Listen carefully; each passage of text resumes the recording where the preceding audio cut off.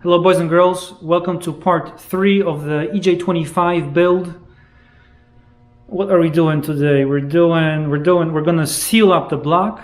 Remember where all the pins went in through the pistons. We gotta seal up all those holes around the block. From there you're gonna see me struggle to put on the main oil seal.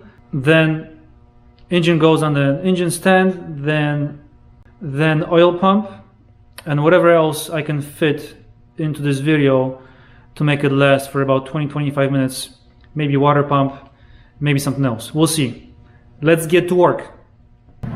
Now it's time to plug these holes up. One of them, which is this one, which is cylinder number 1, gets a washer. Even though this one gets a washer, I am gonna use RTV on this one as well. Just a tiny bit on the threads underneath the washer.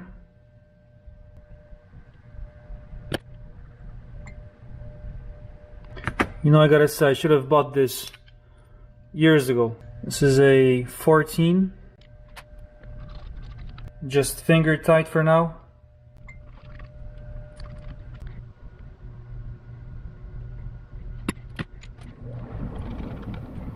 See what I'm doing? I just used that washer, and whatever I've used so far, gasket wise or o-ring wise, whatever, the old ones like I mentioned before, I kept, and I'm putting them away. The gasket set that I've bought, a lot extra, came in the package. So do this so you don't miss anything.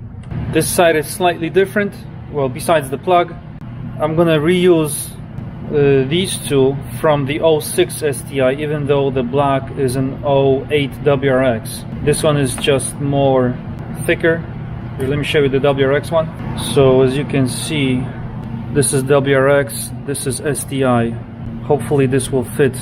Now I just gotta clean this up. So I cleaned up these bolts. Some of them had a little bit of RTV on them, just doing this with a wire brush. Now I'm gonna apply oil on this o-ring.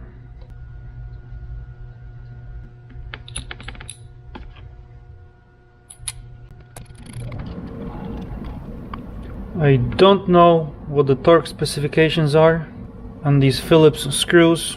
I'm just gonna make it tight, not too tight. Can be, you know, more than 10 or so foot-pounds of torque. Okay, that should be good. Alright, cleaned up the cover. Before I put it on, I'm going to torque these plugs down to, people say 25, 31, 33. Some manuals, I mean. I'm going to try 33. I'm going to go up to 51. Okay, now RTV needs to go all around this cover. Okay, but what I've noticed, some of these go through, like this one doesn't, but these go through. This one doesn't. This one doesn't. I can see the inside actually goes through and through the outside here. So this one goes through the outside, and this one does as well. So what I'm gonna do, I'm just gonna put RTV around on the inside and on the outside of where the screws go.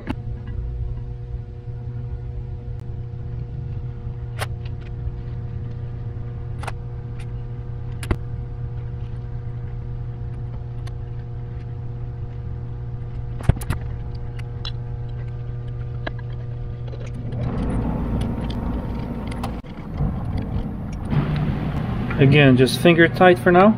Wait till the RTV dries up. You can see it squeezed out a bit. Just gonna wait an hour for this, and that should be it for the block. The seal is up next. RTV should be dry by now. It's been an hour. Alright, this is the old seal. It's been sitting outside, out on top of the bench. That's why it's so dirty, but I want to point something out. Hopefully you'll be able to see it, is that this oil seal is directional. Okay, just double check. Alright, this is gonna go in the box. So maybe you can see it, maybe not. there are lines, angled lines, all around on the inside of the seal. They go this way.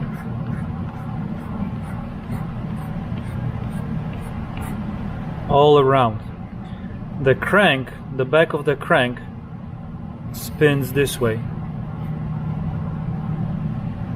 Okay, so what this means that this is a directional oil seal. Now, if these lines, these grooves kind of, would be the other way around, meaning this way, you know, this way, then this seal would leak. But since the crank spins this way, you know, we're looking at the back of the engine, so this is the back of the crank. Since it spins this way, the oil kind of spins with it, and it hits these lines and these grooves, and as the oil hits it, the oil goes back inside. If the lines would be this way, then it would leak out. But since they are this way, you know, there are different types of seals. They can be two directional, one directional, left or right, whatever. So make sure, double check whenever you do any kind of oil seal. Double check, look at these lines, so you don't end up install the wrong seal, and you don't end up with an oil leak. I don't have the special tool to install this oil seal, so I'm gonna oil this up on the inside and the outside. I did wipe this mallet from dirt. Okay, and I'm just going to tap this in.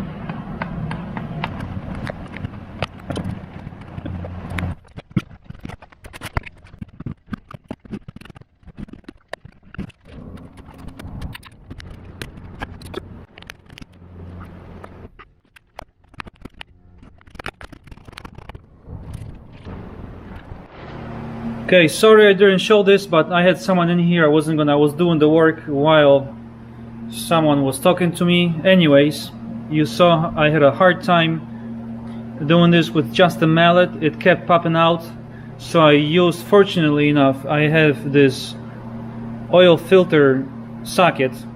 Okay, I have a whole set of these things, and this is the perfect size for that. So yeah, I used that pretty much, and I wiped off most of the oil.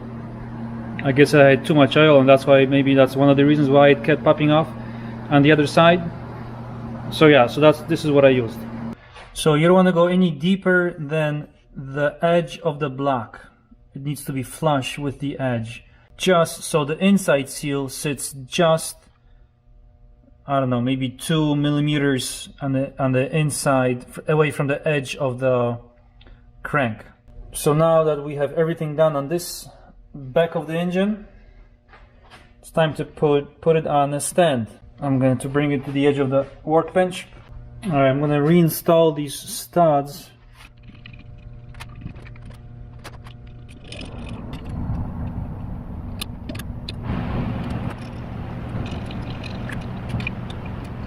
These don't have to be super tight.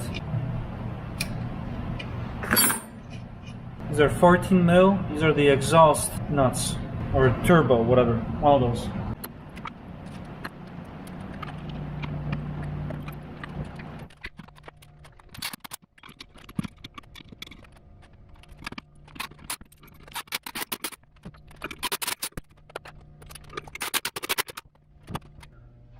So that's what I'm using to hold up the block while it's on the stand. Okay, these are obviously the transmission mounting points. All right, now that the engine found its way onto the stand, decided to do the oil pump. First, gotta remove the crank bolt.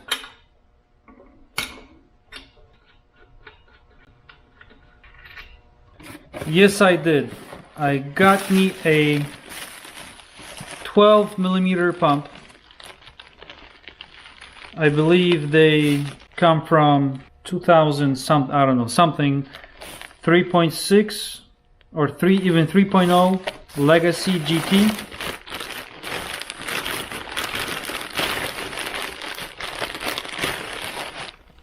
12, made in Japan, 12. If you ever buy these, make sure it says 12 several times on the pump, especially on the inside here.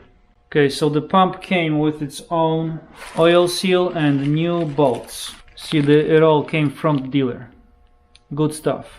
Okay, we're going to be using silicone or RTV on this. So we're just going to wipe it off with brake cleaner and wipe the pump as well. So turn the pump. I'm going to check for fitment. Okay, I'm going to install the seal onto the pump before I put the pump back on. So a little bit of oil on the inside and outside.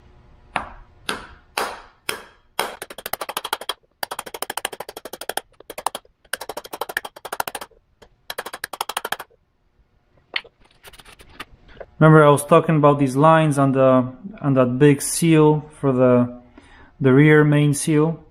These lines are the opposite way because the crank in front of the engine spins this way, the opposite of what it spins in the back. Now I'm going to apply some RTV on the pump. It's just easier than doing it on the block, but your choice. So the rubber seals go here.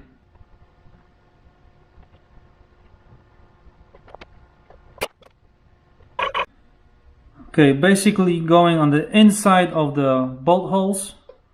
Okay, and around this area here. Plenty of room for the seal. The seal I'm gonna install onto the block right now. A little bit of oil on the seal. The oil really also makes a better seal, but also keeps the seal in place, makes it stick. Alright, so I just did put an extra bead over here. Remember to check, make sure these are on the pump as well.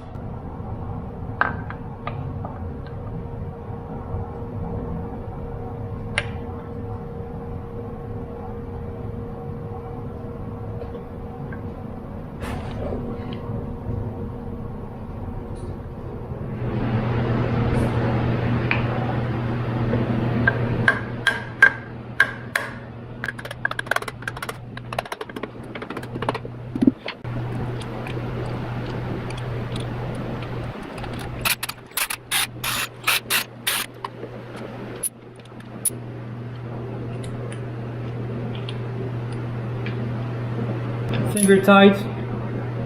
For now, we're gonna wait for that RTV to dry up a bit. So very lightly, these I'm gonna torque down to 5 foot-pounds of torque. Now it's time for the water pump. I'm gonna reuse my old one. It only has 37,000 miles on it. It's just dirty. I'm gonna clean all this up, clean up the bolts and reuse those. And I did torque down the oil pump, and the pattern would be just starting in the middle and then work your way out. So let's say number 1, 2, 3, 4, 5, 6, 7. Okay, now it's time for the water pump.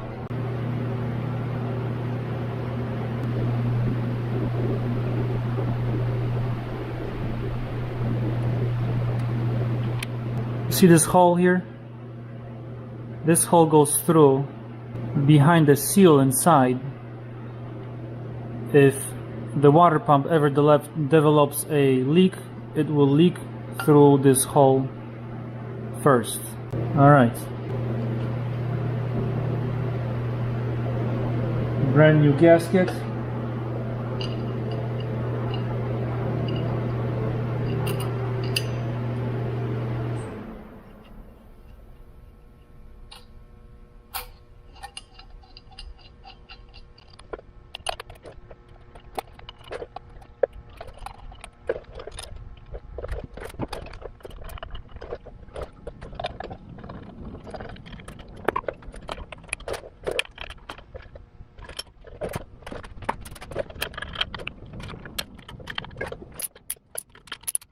9 foot-pounds of torque for the water pump, starting from this bolt, so this one here, and then going counterclockwise.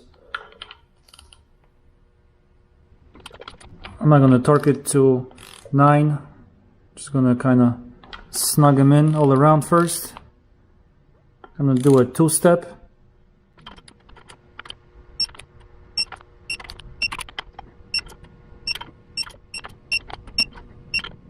Alright, water pump done. Alright, before I do anything else, I thought I'd take care of the bottom here. Put the oil pan back on just to cover up this hole, so I don't gotta worry about dust getting in here.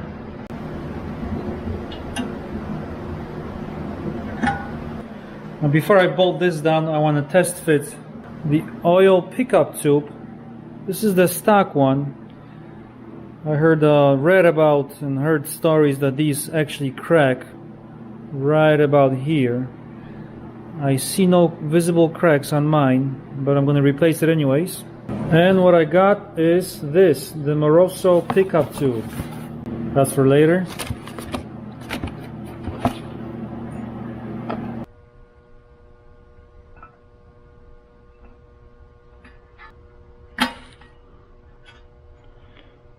It fits!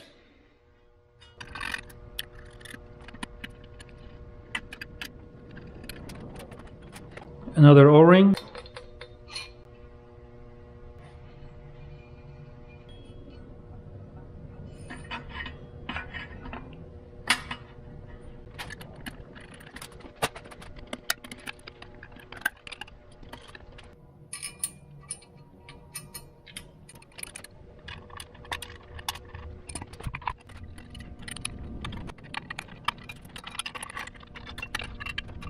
Alright, the torque specifications for the baffle right here are 7.2. I'm just going to go 8.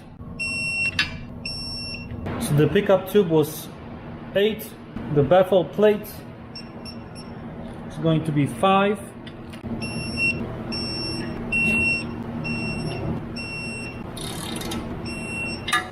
Double check. Test fit the oil pan.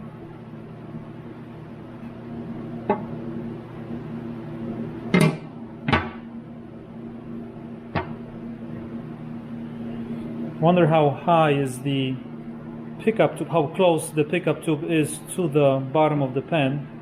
I would say about half an inch should be okay. So right now the oil pickup tube is 6 1/8, and we're at about 6 1/2.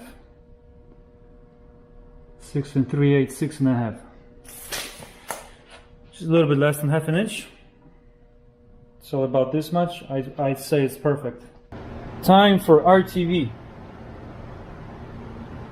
Before RTV, there's a little O-ring. It is actually different.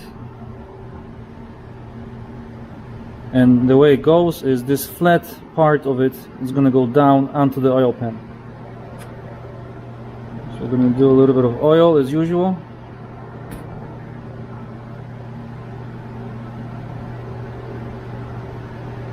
So remember, the ribbed part of it up away from the oil pan, the flat towards the oil pan.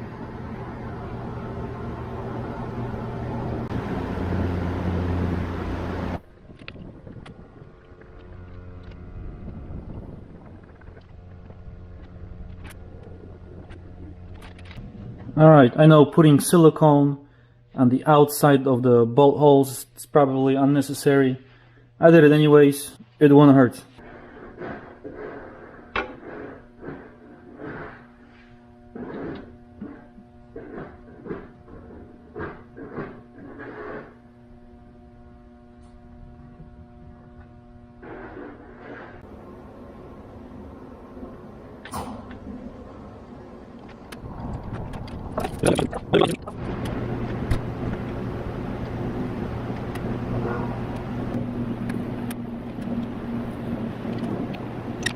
I am reusing the old bolts, by the way. Some of them are rusty, little bit surface rust. Some of them are not, but that's okay with me.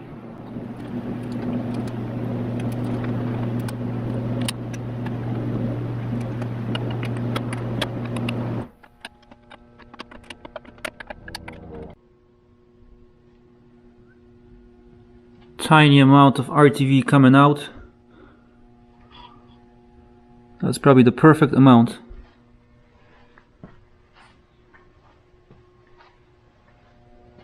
Looking good so far. So I'm gonna give this a rest for 1 hour and come back to it and torque it down. Okay, it's been an hour. The torque specifications for the oil pan bolts is 3.6, but my torque wrench does not go anything lower but 5. So I'm just gonna do 5. So what I can do, instead of going all the way to 5, I can look at the numbers. Just go 4.6. Just being careful. I'm actually just gonna go around.